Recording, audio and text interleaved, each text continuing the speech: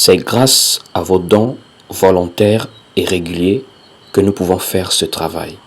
Merci à tous.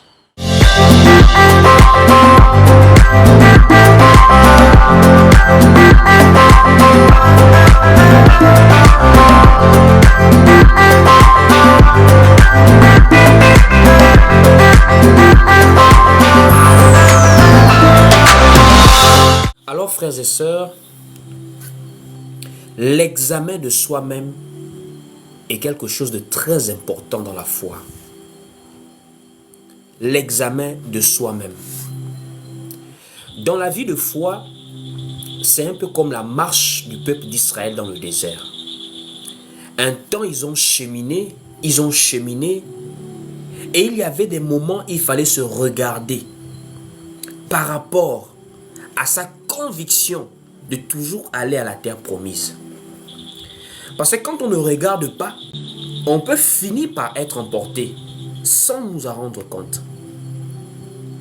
Le livre de Matthieu chapitre 24, du verset 38 à 39, Jésus rappelle que pendant que les gens mangeaient, buvaient, se mariaient et mariaient leurs enfants, Noé est entré dans l'arche et ils ne se doutèrent de rien. Ça veut dire qu'il y a des moments où nous sommes tellement plongés dans la vie sociale, dans les projets, dans vraiment les loisirs du monde, qu'il y a des choses essentielles pour notre salut dont nous-mêmes, on ne se rend même pas compte. Fais attention à ta vie de foi. Fais attention à ta marche. Fais attention à ton engagement avec Dieu. De peur que tu passes à côté et toi-même, tu ne te doutes de rien. Voici pourquoi notre thème, c'est l'examen de soi-même. Je voudrais que ce soit par ce thème, non seulement moi-même, mais vous, tous ensemble, chacun examine sa vie, sa marche. Il y avait une histoire bizarre dans la Bible avec Jésus. Le jour où on l'a vu au temple, avec les pharisiens, les sacrificateurs qui parlaient avec lui. Mais comment a-t-il fait pour se retrouver là à 12 ans? Ses parents l'ont oublié. Les parents sont venus à Jérusalem. Et quand ils retournent de Jérusalem, ils ont oublié Jésus. Est-ce que c'est normal? Est-ce que ça s'explique? Ils n'étaient pas prudents? Ils n'avaient pas des esprits paternels et maternels vis-à-vis de Jésus? Si. Mais à un moment donné, quelque chose a pu les distraire. Une fausse confiance a pu s'installer, car en tout cas il est avec nous, alors que Jésus n'était plus avec eux. Tu peux être l'image de Joseph dans ce cas-là. Tu penses que Jésus est toujours avec toi, mais peut-être qu'en réalité, tu as abandonné Jésus-Christ depuis ta première année de conversion. Après tes 3 premiers mois après le baptême, peut-être que tu as abandonné Jésus quelque part. Il y a des gens qui sont dans la foi là. C'est le titre qu'ils ont, qui sont enfants de Dieu, qui sont chrétiens. Il y a des gens qui sont dans la foi là. C'est juste les responsabilités qu'ils occupent dans les assemblées. Mais leur vie, ça fait longtemps qu'ils ne marchent plus avec Jésus. Ils marchent seuls. C'est-à-dire, il ne sait même plus comment faire pour être dans sa maison, dans le silence, parler à Dieu. Il ne sait plus comment faire. Ça fait longtemps qu'il n'est plus avec Jésus. Qu'est-ce qui amène à cela? On ne s'examine pas soi-même.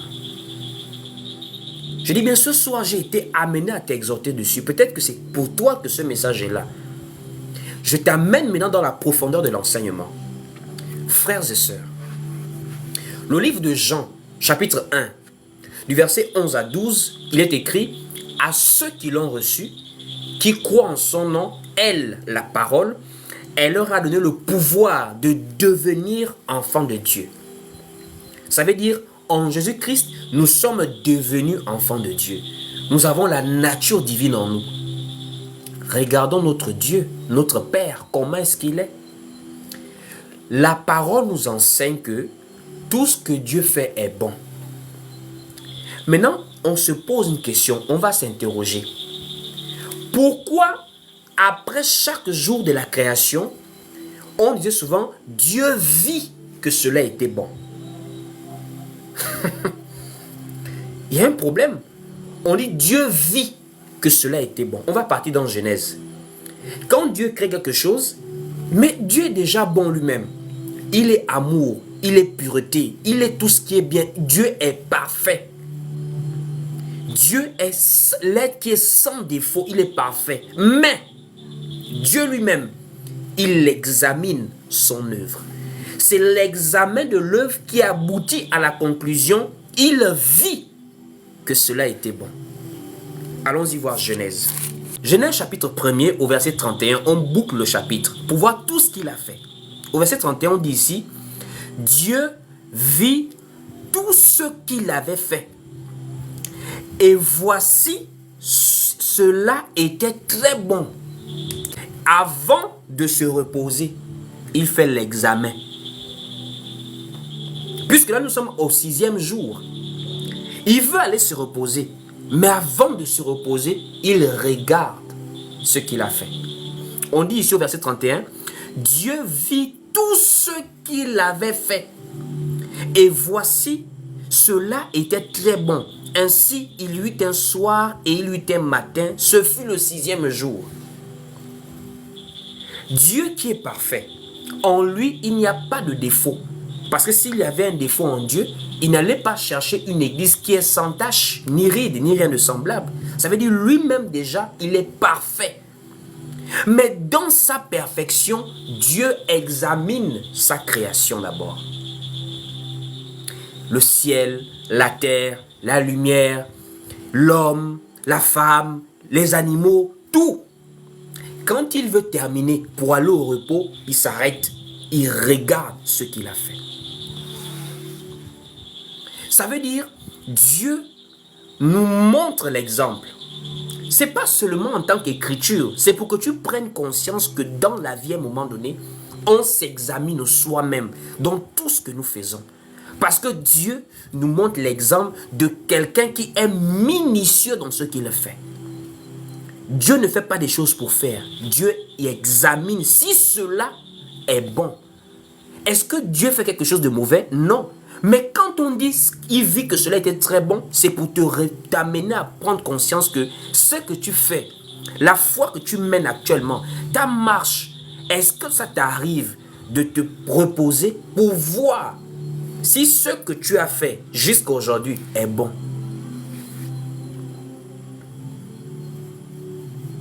Est-ce que ça t'arrive de t'asseoir comme Dieu, de regarder tout ce que tu as fait jusqu'à aujourd'hui, si cela est bon? Même la parole nous enseigne cela. Qu'à un moment donné, la foi, ce n'est pas quelque chose que tu rentres et tu ne fais que vivre comme ça. Il faut examiner ta vie. Frère, il y a une chose qu'on ne fait pas au brouillon, c'est sa vie. Quand tu vas à l'école, tu es en plein devoir, en plein examen. On donne ce qu'on appelle brouillon et on donne ce qu'on appelle feuille au propre.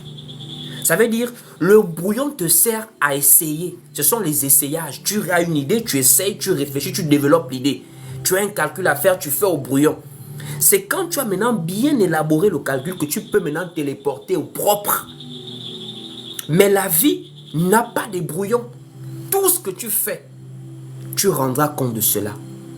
Et même la manière dont tu vis détermine ton salut. Parce que si tu n'es pas en bonne relation avec Jésus, tu ne peux pas avoir de salut. Parce qu'il n'y a pas de salut en aucun autre, si ce n'est qu'en Jésus.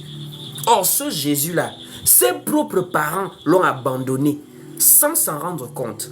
Est-ce que tu marches toujours avec Jésus? L'apôtre Paul va dire aux Corinthiens de s'examiner eux-mêmes pour voir s'ils sont toujours en bonne relation avec Dieu. Paul va dire ça aux Corinthiens. Cet enseignement, c'est pour toi. À un moment donné, laisse les responsabilités. Laisse l'apparence que tu as devant les gens. Laisse au regard que les gens sur toi, on te voit grand chrétien, ta propre relation avec Dieu. Est-ce que tu as fait le bilan de cela? Dans ta conscience. Le livre de 1 Jean nous dit, si ta conscience te condamne, mais Dieu il est au-dessus de ta conscience, ton cœur là, si ça te condamne déjà. Allons-y lire le livre de 2 Corinthiens chapitre 13, à partir du verset 5. 2 Corinthiens 13 au verset 5. examinez-vous vous-même pour savoir si vous êtes dans la foi. Et Paul dit, examinez-vous vous-même pour savoir si vous êtes dans la foi. Il s'adresse à l'église de Corinthe. Quand on parle d'église, on parle des gens qui sont dans la foi en Jésus. Mais Paul n'est pas dans « je suis chrétien ». Paul n'est pas dans « je suis membre de l'église ». Paul, il est dans la conscience de quelqu'un. Examine-toi toi-même. Laisse le regard des gens. Laisse mon regard. Laisse le regard de ton frère. Prends ton cœur. Prends ta conscience. Examine-toi toi-même. Si tu es toujours dans la foi. Tu peux marcher croyant être avec Jésus, mais tu marches seul. Comme les parents de Jésus marchaient seuls. Jésus n'était plus avec eux. Au bout de 3 jours, ils se rendent compte, au bout de 3 jours, il y a des gens, s'ils sont honnêtes, ils vont vous dire, après les 6 premiers mois de ma conversion, j'ai arrêté de marcher avec Jésus. Après la 2e année de ma conversion, j'ai arrêté de marcher avec Jésus. La conscience. Paul dit ici encore, il dit, éprouvez-vous vous-même. Ne reconnaissez-vous pas que Jésus est en vous, à moins peut-être que vous ne soyez pas réprouvés. Il y a des situations que quand tu vis, toi-même tu peux réaliser si tu es encore dans la foi en Jésus. Puisque marcher en Jésus, ce n'est pas par la bouche, c'est par les œuvres, c'est par la vie que tu vis, que tu mènes. Le bilan est toujours important à un moment donné dans tout ce que tu fais. Tu regardes, même nos téléphones portables ont ce qu'on appelle la mise à jour. Aka. Je dis, même téléphone portable a ce qu'on appelle la mise à jour. C'est-à-dire, les techniciens qui travaillent dans les maisons mères travaillent toujours en améliorant les performances du téléphone, en rectifiant les défauts pour une meilleure expérience avec les utilisateurs de ces appareils-là. Voici pourquoi, après une période, on a des notifications mise à jour, mise à jour, mise à jour. Si tu ne fais pas mise à jour du téléphone, ton téléphone devient obsolète, ça commence à avoir des bugs. Pourquoi? Parce que ton téléphone n'est plus à jour par rapport aux nouvelles fonctionnalités du téléphone. Or, dans la foi, à un moment donné, il faut voir ta mise à jour personnelle. Il faut faire le bilan de ta vie. Il faut voir, il faut observer ta vie. Observe ta foi. Dieu crée, mais après avoir créé, il observe. Dieu vit que tout ce qu'il avait fait était très bon. Est-ce que tout ce que tu fais est acceptable, pour ne même pas dire bon ou mauvais? Est-ce que c'est acceptable vis-à-vis de la parole? Est-ce que tu es assis? Je ne parle pas des gens parfaits. Je parle des gens qui sont sincères avec Dieu. Les gens confondent souvent quand on dit en esprit et en vérité et infaillible. Personne n'est infaillible sur la terre à part Jésus-Christ. Mais quand on dit en esprit et en vérité, ça veut dire tu es sincère avec Dieu. Être sincère avec Dieu, ça veut dire quoi? Même si tu as des faiblesses, tu suis le Seigneur. Vaut mieux aller au ciel en rampant, en tentant, en suivant Jésus, même si tu rampes avec Jésus, plutôt que d'aller en enfer en courant. Vaut mieux aller au ciel avec un pied coupé, plutôt que d'aller en enfer avec les 2 pieds. Voici pourquoi quand on dit en esprit et en vérité, ça veut dire tu es sincère avec Dieu. Examine-toi toi-même. Éprouve-toi toi-même. C'est même pas le seul passage. Même au Galates, il parle de ça. Qu'il faut vous examiner vous-même à un moment donné. On va aller dans Galates. Galates chapitre 6 au verset 4. Que chacun examine ses propres œuvres. Que chacun examine ses propres œuvres. Et alors, il aura sujet de se glorifier pour lui seul et non par rapport à autrui, car chacun portera son propre fardeau. Voici pourquoi j'ai souvent dit, il est facile de dénoncer chez les autres, mais fais l'effort, faisons l'effort, qu'on ne retrouve pas chez nous ce qu'on condamne chez les autres. C'est pas bien, les frères. Je répète ma phrase. C'est bien de condamner les autres, de dénoncer ce qu'ils font. Mais faisons l'effort qu'on ne retrouve pas chez nous ce qu'on condamne chez les autres. Voici pourquoi Jésus, les gens n'ont pas bien compris cette parole-là. Tu vois la paille qui est dans l'œil de l'autre, tu ne vois pas la poutre qui est dans ton œil. Les gens n'ont même pas fait l'image pour faire la comparaison entre la poutre et la paille. Jésus nous fait comprendre de ne pas regarder la paille qui est dans l'œil de l'autre. Oh, la paille, c'est un petit grain d'herbe sèche. Petit grain d'herbe sèche. C'est une petite feuille, un petit fil d'herbe. Mais la poutre, c'est un grand bois dur qu'on place pour soutenir parfois des maisons en planche. Donc Jésus interpelle qu'en général, ce sont les personnes qui aiment regarder la vie des autres qui ont en réalité eux-mêmes les plus gros problèmes souvent.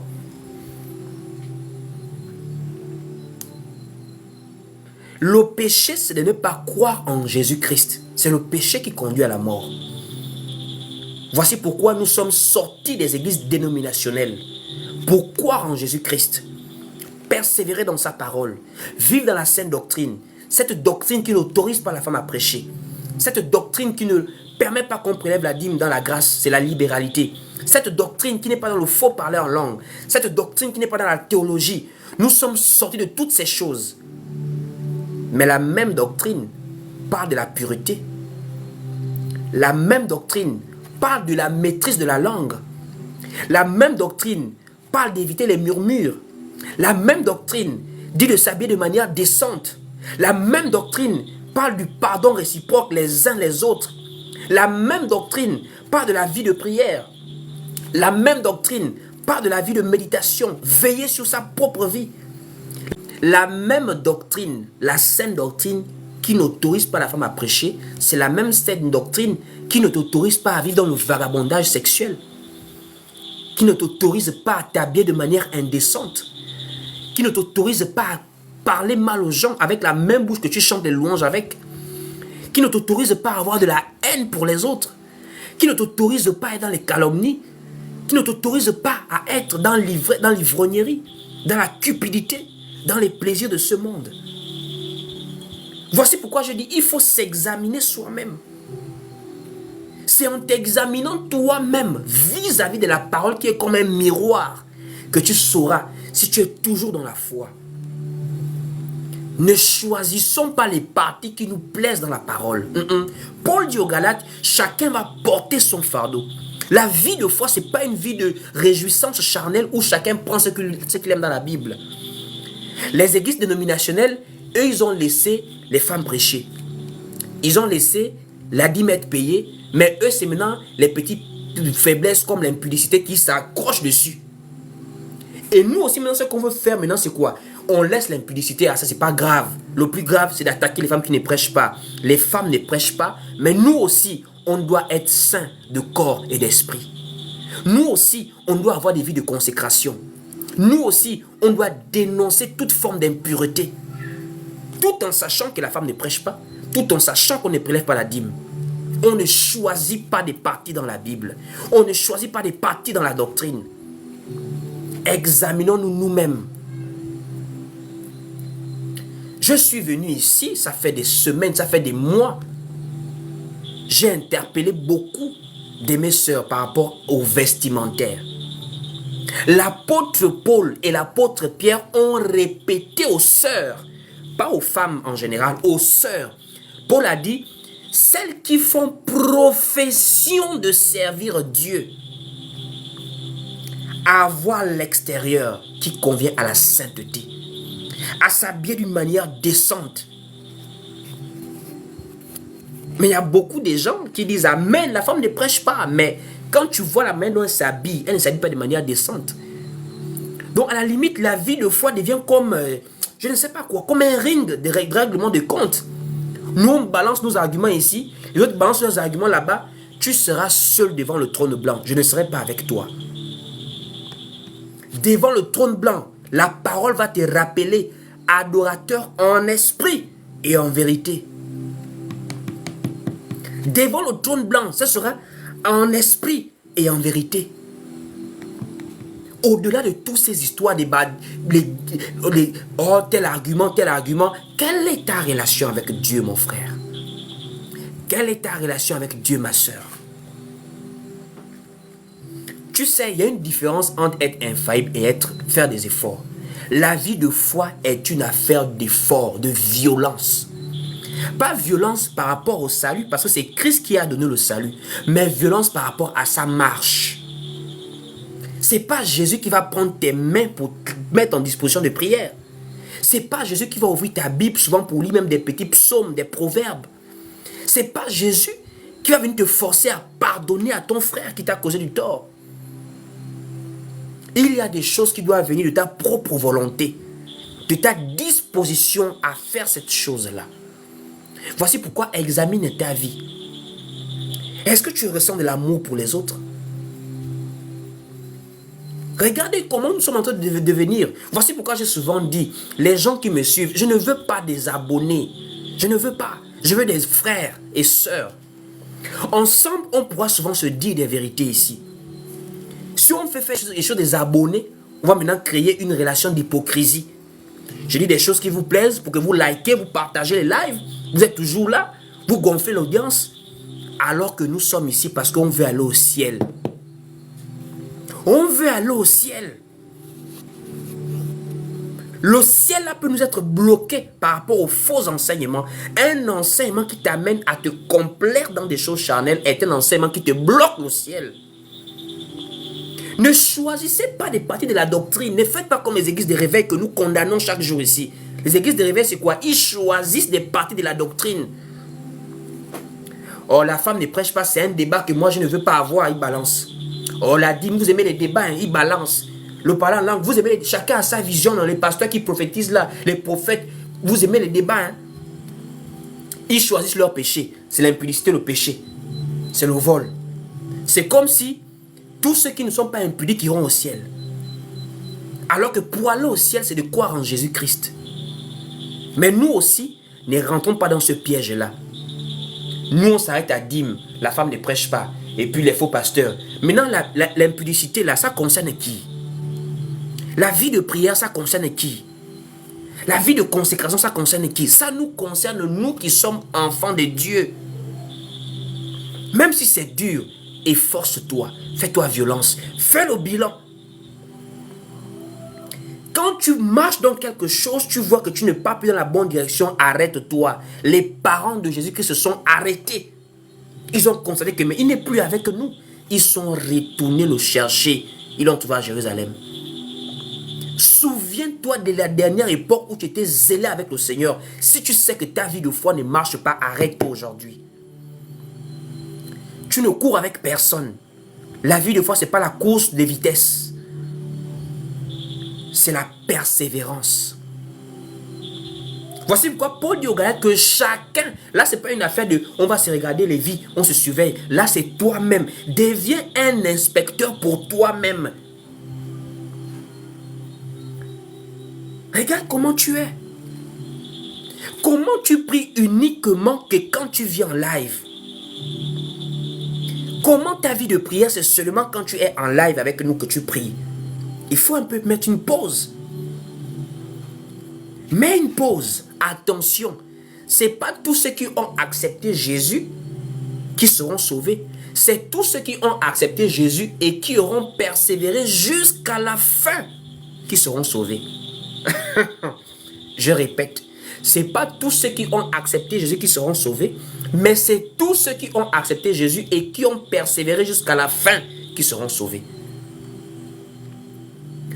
Judas a accepté Jésus. Judas était un apôtre du Seigneur. Judas était un apôtre du Seigneur. il n'a pas été sauvé. Ananias et Saphira, ils étaient membres, un couple, homme et femme, couple, membres de l'église primitive où Pierre prêchait. Ananias et Saphira étaient membres de l'église. À notre grande surprise, ils se sont éloignés du Seigneur. Ils étaient membres de l'église, mais c'est une situation qui a révélé leur véritable opposition. Voici pourquoi Paul dit aux Corinthiens et aux Galates, il faut vous examiner et il faut vous éprouver. Il y a s'examiner et à s'éprouver. S'examiner veut dire tu regardes, tu fais le bilan. Maintenant, s'éprouver veut dire tu observes toi-même les situations, comment tu les traverses. S'éprouver, ça vient du mot épreuve. Ça veut dire on voit des situations et on voit comment tu les traverses. Il a fallu qu'on parle de l'argent pour que la nature des Ananias et Saphira se révèle dans l'église. C'était des cupides. Mais quand on ne parlait pas d'argent, ils étaient là, comme des bons frères et sœurs. C'est l'argent qui a révélé que ces gens-là n'étaient plus avec Jésus depuis. Mais ils étaient là dans l'église. Oh, frère Ananias, la sœur Saphira, shalom, ça va? C'est comme parfois on est là. Shalom frère, shalom sœur. Mais est-ce que tu es encore avec Jésus? Dans la Bible, il y a un monsieur qu'on appelle Démas. Démas. Il travaillait avec Paul. Démas. On va lire ces passages. Colossiens chapitre 4 au verset 14. Tapez les versets dans le commentaire. On va suivre un peu un personnage qui travaillait avec Paul, mais qui a fini par abandonner Paul. On va lire. Colossiens 4 au verset 14. Il est écrit ici. Luc le médecin vous salue ainsi que Démas. Luc le médecin vous salue ainsi que Démas. Donc Démas salue les autres. Donc Démas c'est un bon frère dans l'église. Mais dans une autre lettre, Paul va dire Démas m'a abandonné par amour pour le siècle présent. 2 Timothée 4 verset 9 à 10, Paul dit ici, viens au plutôt vers moi, car Démas m'a abandonné. Démas m'a abandonné, on dit ici, par amour pour le siècle présent. Par amour pour le siècle présent. Ça veut dire qu'il était là dans l'église, mais des choses commençaient à entrer dans son cœur. Vous savez, hein, remarque ta vie de foi. Quand tu es sorti des eaux du baptême, regarde un peu ta vie aujourd'hui. Regarde seulement, fais juste un petit bilan. Les premiers jours après ton baptême, la première semaine, regarde ta vie de foi aujourd'hui. Il y avait des choses que tu ne jouais plus avec tes premiers jours après le baptême. Il y a des amis que tu as pris des bonnes distances. Tu as commencé à organiser ta vie de prière, ta vie de méditation. Même les pensées de ton cœur reflétaient la sincérité et la détermination que tu avais à aller au ciel. Mais aujourd'hui, regarde ta vie de foi. Ce que tu ne tolérais plus après le baptême, tu le retolères à nouveau aujourd'hui. Il y a des femmes qui me suivent, qui apprécient ce que je dis, mais qui s'habillent de manière indécente. Je vois les publications, je vois des statuts WhatsApp. Ça veut dire, tu aimes la saine doctrine, mais que tu ne mets pas en pratique. Tu aimes la parole sans la mettre en pratique. Or, aimer se prouve par l'acte. Dieu a tant aimé le monde qu'il a donné. Toi, tu aimes la parole à quel point que tu fais quoi par rapport à cette parole que tu aimes là? Frère, ne souffre pas pour rien. Ne souffre pas pour rien. Comment tu peux te sacrifier à vivre la vie de foi, mais tu es hypocrite dans cette vie de foi là? C'est-à-dire, le goût du monde actuel. Fali Poupa. L'autre qui enfonce, Dadju, Rihanna, Beyoncé, le goût, les chansons là, les boîtes de nuit, les bars, la débauche. Tu te prives de tout ça là. Mais pourquoi être hypocrite derrière? Non. Prive-toi sérieusement pour être sauvé. Pour être vrai avec Dieu. Sois obéissant jusqu'au bout. Jésus a été obéissant jusqu'au bout. Suivons son exemple. À quoi aurait-il servi d'avoir tout eu un ministère et il venait se décourager au jardin de Gethsemane? Voici pourquoi il prie, il prie. Si cette coupe peut s'éloigner de moi, mais après il dit non, que ta volonté soit faite. Toutefois, pas ma volonté, mais ta volonté. C'est-à-dire, il y a des moments, hein, tu peux être attiré par des choses, tu sais que c'est pas bon, mais regarde le sacrifice que tu payes déjà. Regarde tes années de vie que tu as déjà donné dans la foi, va jusqu'au bout. Comment tu souffres sur la terre, mais en étant hypocrite pour aller encore souffrir après la mort?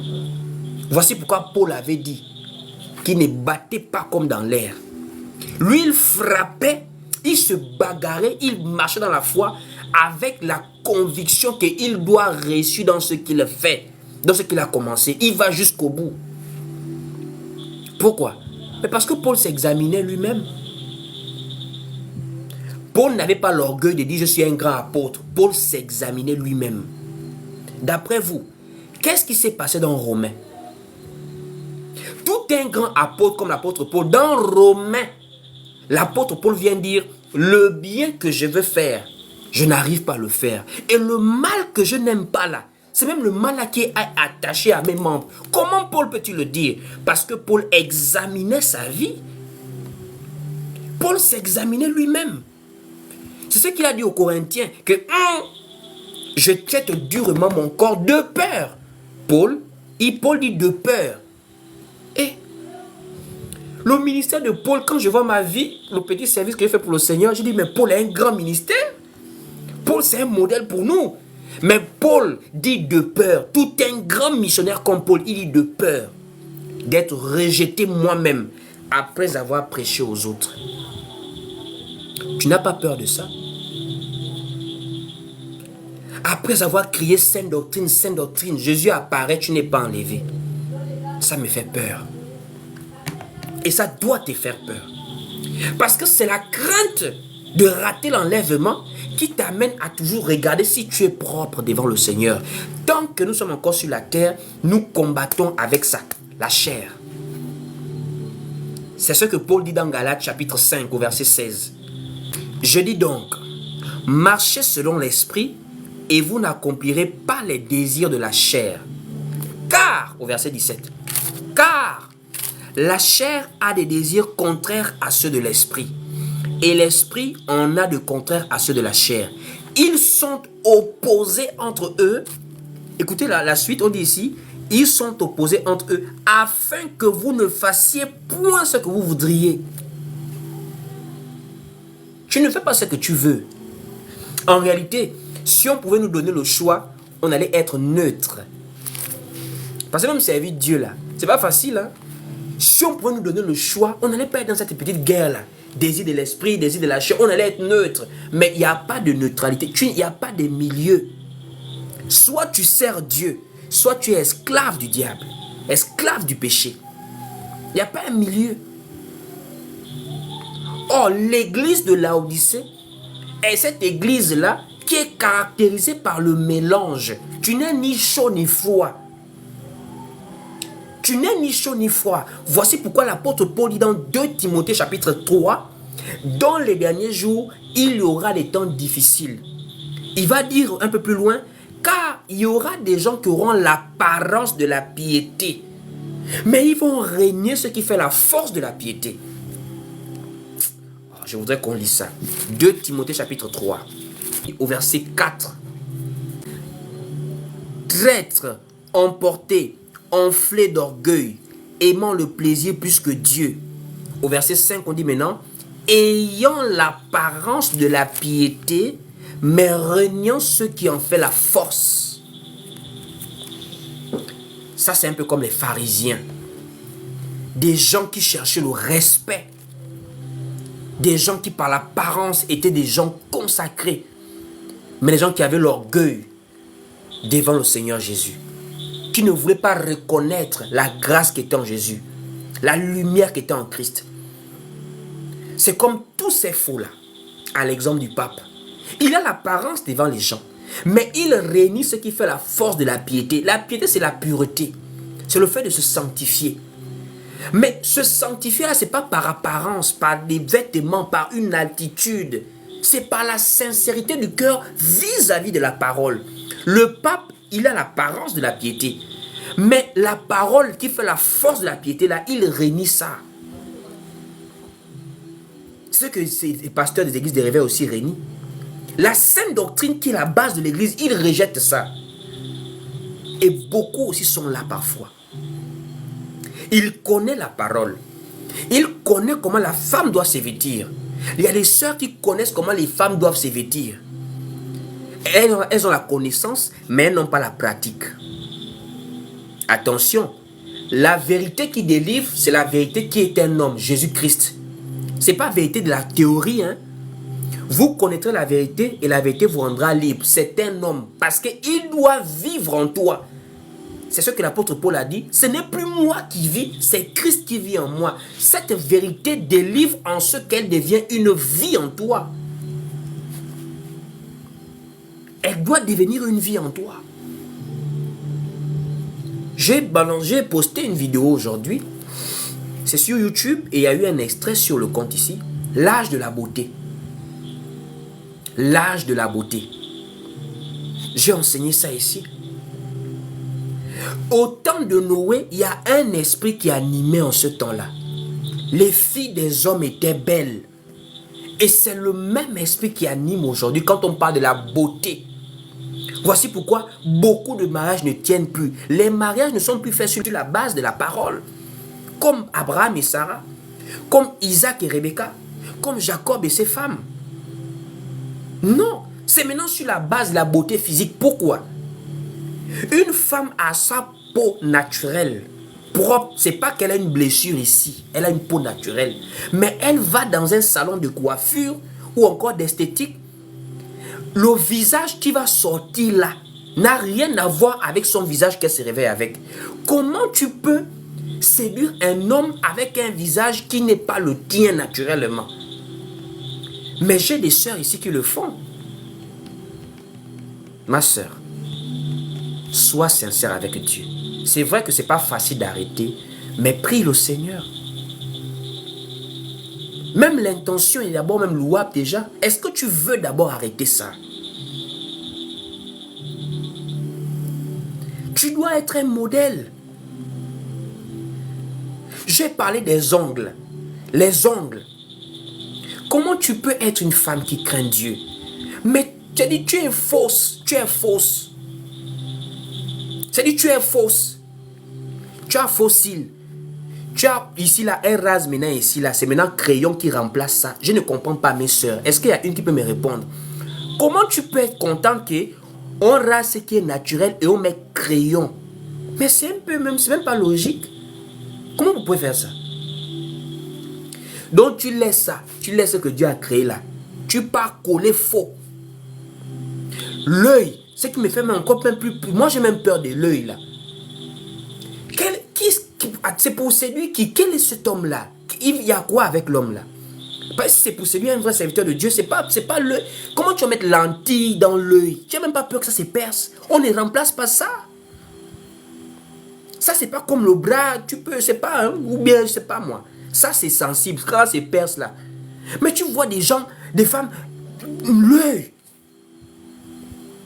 Rouge à lèvres. Tu mets comment rouge à lèvres violet. C'est comme si tu as vu un être humain naître, un bébé naître avec des lèvres violettes. Tu peux mettre des ongles artificiels. C'est pas que tu n'as pas des ongles. Tes propres ongles là ont quoi? C'est pourri, c'est mangé. Il y a quoi avec tes propres ongles? Tu peux mettre ongles artificiels et tu mets des couleurs dessus. Tu deviens maintenant comme un animal. Alors que là, c'est vilain à voir comme ça. Hein? Quand même. Ça, c'est vilain à voir comme ça. Donc, là, c'est pas beau. La beauté artificielle. Alors que la saine doctrine parle aux femmes qu'elles doivent être réservées, qu'elles doivent être pudiques, qu'elles doivent être décentes.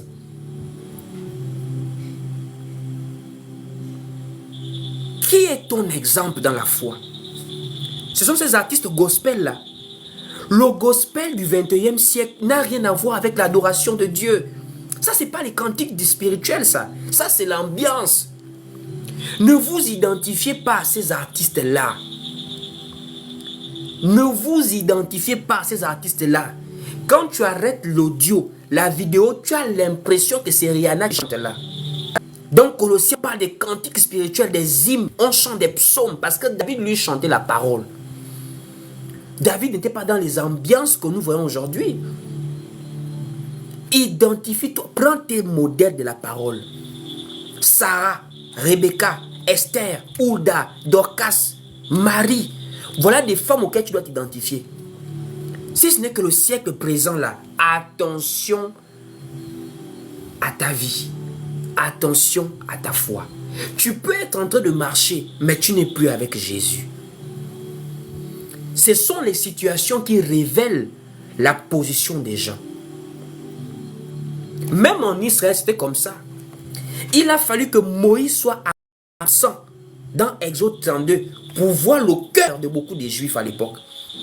Ils voulaient fabriquer un Dieu qui marche devant eux, mais il n'y avait pas l'occasion.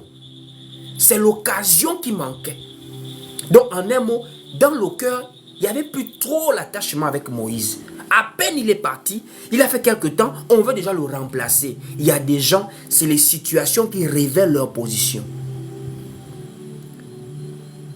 Ananias et Saphira, il a fallu parler de l'argent pour voir que c'était des égoïstes. Même beaucoup ici sont des égoïstes. La dîme n'est plus d'actualité. Les gens sont, ouais, les gens sont contents. Il ne faut plus donner aux faux pasteurs. Il ne faut plus donner à l'église. Il y a des gens qui marchent avec cette mentalité. On ne donne plus à l'église. Qui vous a enseigné cela? Parce que c'est moi. Je me désengage de ce propos. Je n'ai jamais enseigné ça à quelqu'un ici. Ça, c'est vos pensées imaginaires. La dîme n'est plus d'actualité. Ça ne veut pas dire qu'on ne donne plus, on n'offre plus. Dans l'église, laissez-moi vous surprendre, si vous ne savez pas, dans l'église, on donne plus qu'en Israël. Dans l'église, on peut donner 100%. Il faut même envier ceux qui donnent, ceux qui prélevaient les dîmes en Israël. Envier Israël par rapport aux données. Israël, c'était 1/10. Tu as 1 million, tu peux donner 100 000.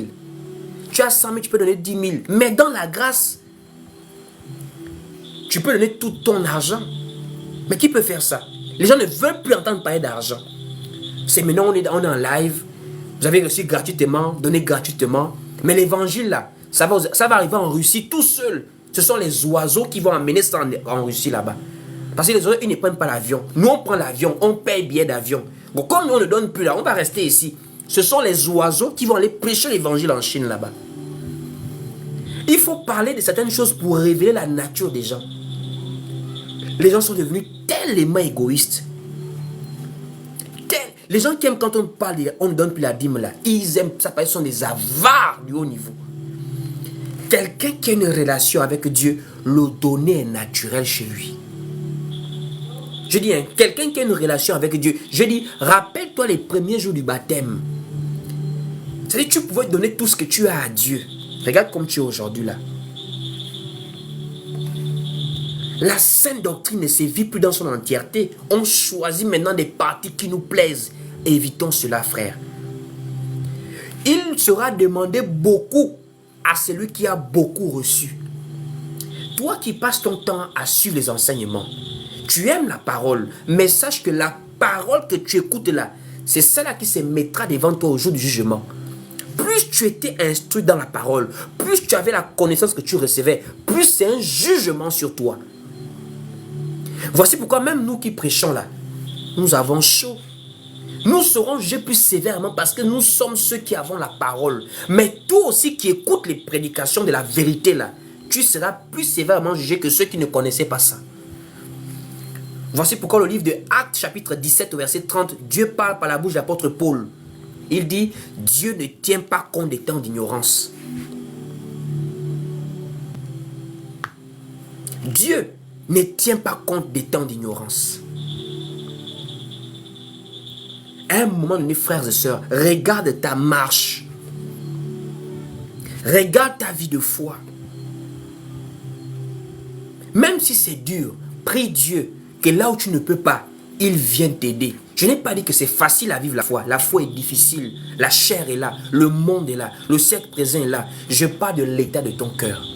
Prie Dieu afin que là où tu ne peux pas, il vienne te secourir.